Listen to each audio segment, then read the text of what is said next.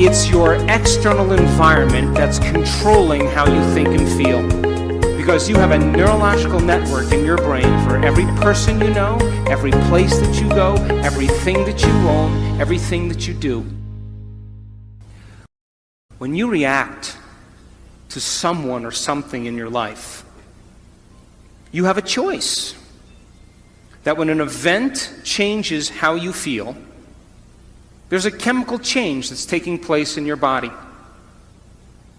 And most people don't think they can control their emotional reactions. And so then when you react to some coworker or some relative or somebody in traffic, the moment you react emotionally, you are altered chemically. And if you don't know how to control your emotional reaction after that event, and you allow those emotions to linger for hours or days, you know what that's called? That's called a mood. And if you keep that same refractory period going on for weeks or months, that's called a temperament. Hey, why is she so angry? I don't know. Why are you so angry? Why are you so bitter? Because I had this experience 7 months ago, and I'm memorizing my emotional reaction. And if you keep that same refractory period going on for years on end, that's called a personality trait. And people wear their emotions on their sleeve, and that's who they think they are. And they will talk about the past to validate why they're not creating the life that they want. So then if you wake up in the morning and you are not being defined by a vision that's bigger than you, and it doesn't get you out of bed and inspire you into possibility, and you get up living from the old hardware of the past and the old emotions stored in your body, do you know what's going to happen to you? You're going to wake up and you're going to open your eyes and you're going to see the same people and go to the same places and do the exact same thing at the exact same time. And the moment you open your eyes, all of a sudden now, it's your external environment that's controlling how you think and feel. Because you have a neurological network in your brain for every person you know, every place that you go, everything that you own, everything that you do. And the moment you open your eyes and you see the same people and go to the same places and do the exact same thing at the exact same time, it's your external environment that's turning on different circuits in your brain, causing you to think equal to everything that you know. And you told me you believe that your thoughts have something to do with your destiny. And as long as you're thinking equal to your environment, you keep creating the same life. To change, to truly change, is to think greater than your environment, to think greater than the circumstances in your life, to think greater than the conditions in your world. And every great person in history knew this, whether it was Mahatma Gandhi, Martin Luther King, the Wright brothers, Joan of Arc. They all had a vision. Couldn't see it, couldn't smell it, couldn't taste it, couldn't feel it, but it was alive in their mind. It was so alive in their mind that they began to live as if that future reality was happening in the present moment. So here's my question. Can you believe in a future that you can't see or experience with your senses yet, but you've thought about enough times in your mind that your brain is literally changed to look like the event has already occurred? The latest research in neuroscience says you can change your brain from living in the past to living in the future. And can you fall in love with that vision to such a degree that you come out of your resting state and change guilt or suffering into inspiration and joy and gratitude, to such a degree that your body as the unconscious mind does not know the difference between that external event and what you're creating internally, so that your body believes it's living in that future in the present moment, and you begin to signal new genes in new ways to change your body to look like the event has already occurred. The latest research in epigenetics says you can change your body by thought alone. Now reason this with me.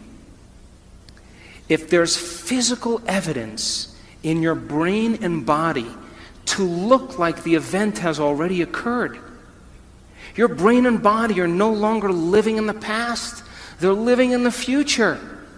And you will walk right into your vision. Now, most people in this audience, all of you, have done something great in your life. You all have. Now reason this. You woke up one day, or you had a wild thought out of nowhere. And that thought was a possibility in the future. Something new you wanted to experience. And the moment you started thinking about this experience, the moment you started contemplating this potential reality, you turned on a part of your brain called the frontal lobe, the crowning achievement of the human being. It's 40% of your entire brain. It is the creative center. And it has connections to all other parts of the brain. And the moment you said, what would it be like to be a leader? What would it be like to be successful? What would it be like to have this vision come true? The moment you asked that open-ended question, you turned on this part of the brain. Because the rest of the brain is just a bunch of automatic programs. And now the frontal lobe, the creative center, wakes up. And it has connections to the entire brain. It's the CEO. It's the boss. It's the symphony leader of the brain. And the moment you get creative, the frontal lobe begins to select different networks of neurons that are stored in your brain from things you've learned or experienced. And as you begin to think a what-if question, it begins to select these different networks and begins to seamlessly piece them together, and making your brain fire in new sequences and in new patterns and new combinations. And whenever you make your brain work differently, you're changing your mind. Because mind is the brain in action. Mind is the brain at work. And the moment those neurons fire in tandem, you get a picture in your mind, a hologram, a vision, an abstraction. And for those people who are passionate, that thought that they're thinking begins to create an elevated emotion. They become inspired. They feel enthusiastic, entheos, filled with God. They become passionate. They started to open their hearts. And all of a sudden, they're combining a clear intention with an elevated emotion. And it's the combination of a clear intention and an elevated emotion in our research over and over again that proves then the person now is changing fundamentally, changing biologically, changing internally. And their brain and body are moving from living in the past into living in the future. How many people are still with me? Yes? So then think about this. When you do that, when you had that moment, you came out of your resting state, and then you started to write down all the things you were going to do to get to that vision, all the choices you were going to make, all of the experiences or goals you wanted to achieve, and all of the emotions and the joy you would feel. And when you were doing that, you were setting your sights towards that destiny. And then you did something really brilliant. You wrote down the choices you weren't going to make. You became aware of the behaviors you weren't going to demonstrate. You began to review certain experiences you wanted to stay away from. And then you looked at the emotions that would bring you to a lower level. And you began to separate the old self from the new self.